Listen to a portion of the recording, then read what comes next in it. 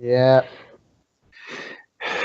I mean, Dirk, basically, Plymouth need to buy a whole new bench. I mean, Well, Yeah, I mean, they'll have they'll plenty of have the cap cap space to space do next year so. to do so. So yeah, Yeah. so if Like they're the going to be most, the like, same spot as Dakota, they can really swing for some really big heavy hitters.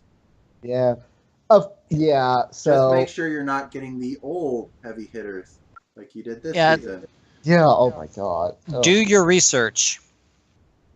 Watch the I'm I, I'm FA roundtable. Watch the FA I'm still roundtable. Have a coach that watches the FA roundtable that can make suggestions. Yeah. Then follow them. Or Yeah. I Steinberger mean whack you with I'm your still cane. I'm still I'm still flabbergasted. I mean, yeah, it's older talent, but Well, we expected them to do really, poorly, just not that poorly. Yeah. yeah, Like they're doing worse than Tennessee. The season change GM did. I expected I them to do like maybe 25 wins at the end of the season, like maybe 25 to 30. So yeah, way negative and definitely missing playoffs, but not the Not as bad as they are now. yeah. I think we've hammered that point across yeah. pretty Yeah, much. Just I think we've given them enough grief over Okay. this.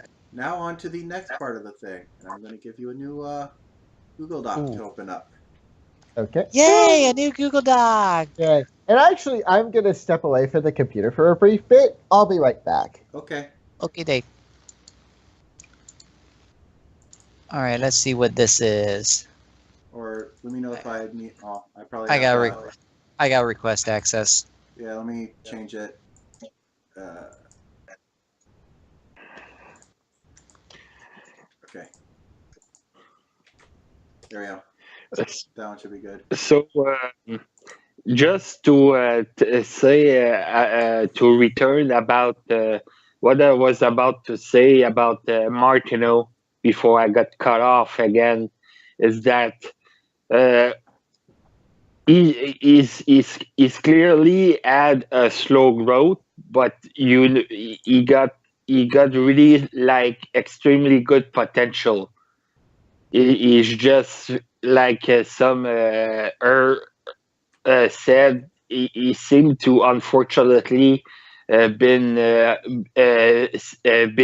caught been stuffed in Texas. As much as I hate to say it, as much character wise, he would hate to maybe consider it. But so it's gonna be interesting free agency for the puppy. Okay. I'll still offer him a contract, but he's free to explore other options. That's no big deal. I Now, one got thing for. Okay, yeah, for this, for the win loss, the column, the row is what team it is, and the column is how many games they've won against that team. So if you look, it's like, okay, Alaska is a 6 when you go over to Hawaii, so that says Alaska has won 6 games against Hawaii. Hawaii has only won 1 game against Alaska. So Alaska has Hawaii's number. uh For the win-loss tab. win loss tab. Okay.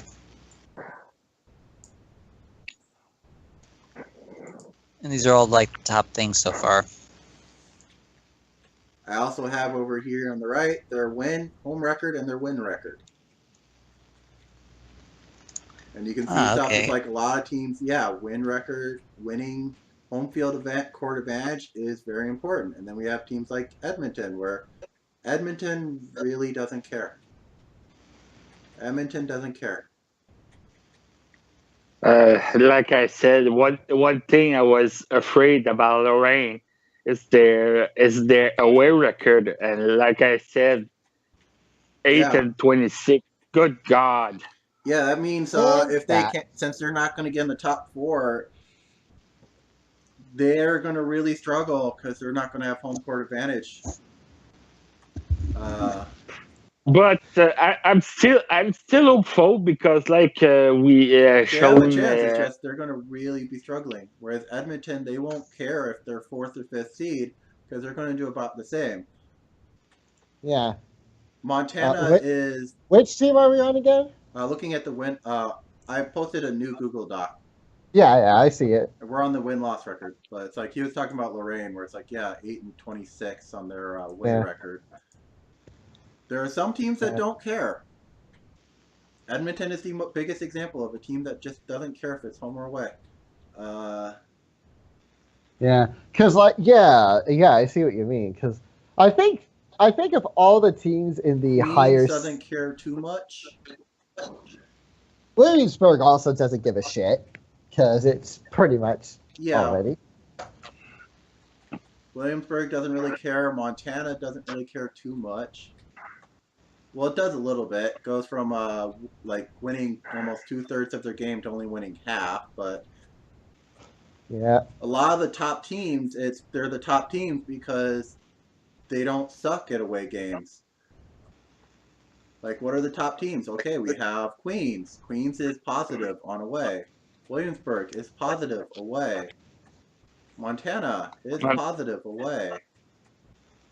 And a lot of these teams are, it's like, they're not winning much more home games. It's just they aren't as hurt by being away. Yeah. I'm expecting that there are going to be, and because of that, I'm expecting actually that there are going to be a lot of curb stomp battles in the first round of this playoffs, honestly. Yeah. It's not going to be like last year's playoffs where we had, pretty much 2/3 of the series went to 7 games. Like, no, this is just going to be curb stomp battle to you, and you get a curb stomp battle. Yeah, everybody gets a curb stomp battle. Especially for the Western Conference, especially since it's so tight. Yeah. Fighting for that home court advantage is going to be crucial for that fourth seed spot. It's going to be crucial because a lot of these teams, except for Edmonton can be 5th seed and they won't care. But Seattle is very much in their favor to try and get that 4th seed. Yep. Alaska, it's going to be a blood sport. Yeah, for getting that 4th seed or for Santa Ana well, actually no, Alaska is just about clinched, haven't they, for their division?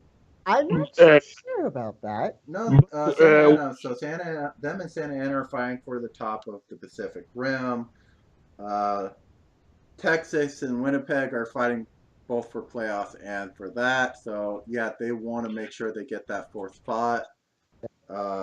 Montana is very close to clinching, but you have Seattle. You have a lot of teams that are fighting for that 4th. You have Edmonton, you have Santa Ana, you have Seattle and Las Vegas, all trying to fight for that 4th seed. It's going to be a bloodbath. It's going to be a blood sport. Welcome, ladies and gentlemen, to the 77th Hunger Games. Wait, isn't the 4th seed going straight to the winner of the Plains division since they got the 3rd seed? Yes, so they're fighting for 3rd seed. So you have Edmonton, Santa Ana, Seattle, Las Vegas, all fighting for the 3rd seed.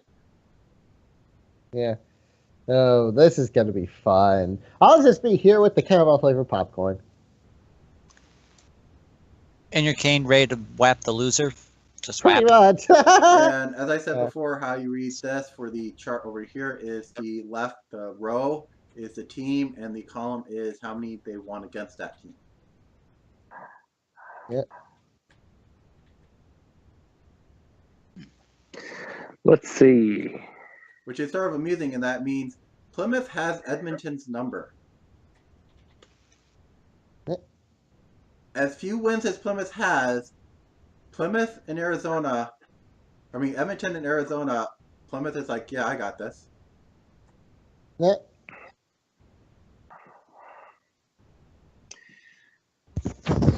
I mean, and what I was talking is when you see, for example, Owlers, when we were talking about what I was saying earlier, maybe the Arctic's is going to give him a tougher challenge. Like I said, you see it, one win. They also got only one win against the Spectrums. And other than that, it's pretty. And the rest is pretty much they still handling themselves well. Yeah, Montana will struggle against Montana versus Alaska. Montana will basically need to have that home court advantage to do well against Alaska because they typically haven't been. Same with Edmonton. Yeah. Edmonton struggles against Alaska. Spectrum. Yeah. Montana doesn't do well against the Spectrum, so they're pretty much hoping to get if they clinch that #1 seed, then they have the home court advantage and they'll have as much. On the other side, Montana has 4 wins against San Jose, so San Jose can't beat the Howlers.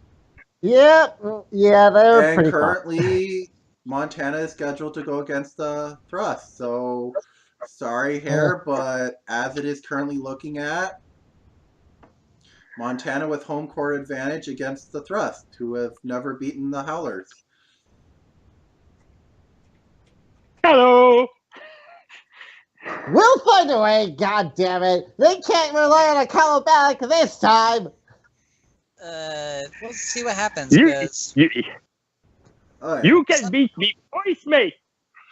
Moving on, base stats you can pretty much ignore. You can ignore the base stats. I just needed a page to put these stats as they are because all the other ones. Yeah. If you look at these, the next 5 tabs, these are all scaled numbers based on. If you notice, there's no minutes tab because they are all scaled. There's 20 players that have started every game, so scaling their minutes up to how many minutes would you have if you started 80 games, and then scaling everyone's scores up to those minutes. What the fuck is Barnaby Jackson's field goals made? Oh my god.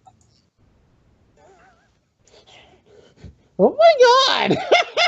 Like I said, there's just some players that they just destroy their competition in points. Oh my god! Everybody else, like 300, 400, 400, 400, 300, 400, 400, 300, 600, bitch! 616. Oh my god! And you can see a similar if you go to a close is look at a point guard for Cliff Matthews, where it's like, he just sort of blows them away at points. Oh my god! Wow. Armija 616 says, "I am the better center than you." No. Naturally, some of these are not going to be accurate on who's their actual starter because some of the teams have been playing with their starters, and it's like,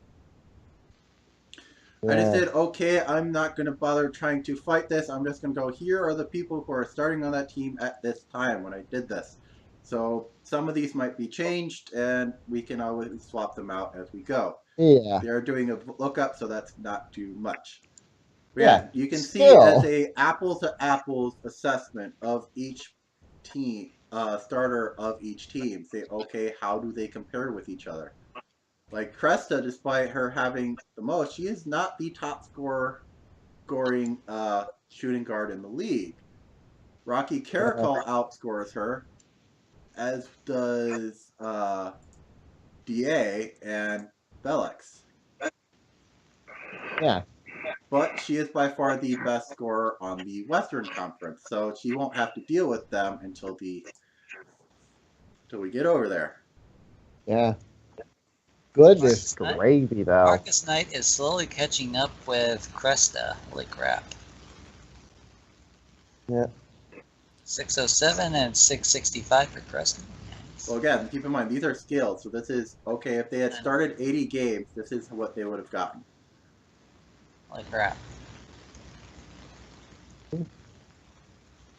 Yeah. Anyway. And then the final one, we have on the main tab. Win-loss. Win-loss ratios. Galore. And we can actually see, how does the starter compare And the points are also scaled based off of their defensive ratings. This is not accurate, completely accurate, but this it says, okay, based on the defensive rating of the person you're up against versus the average defensive rating of all